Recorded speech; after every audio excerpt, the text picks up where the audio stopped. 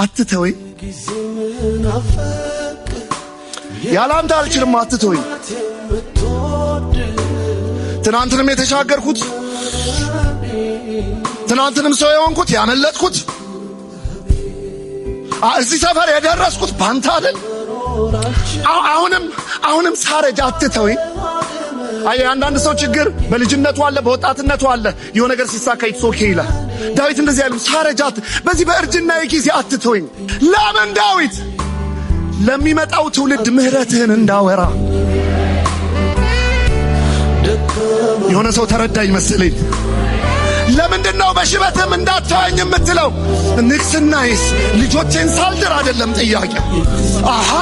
እስከ ዛሬ ድረስ ያገነባሁት ኬሪየርስ እስካሁን ያመጣሁት ንብረቱ ስልጣኑስ እንትኑስ ነው ይሄ አይደለም ጥያቄዋ። ሳረጅ አትተወኝ፣ በሸበት ጊዜ አትተወኝ።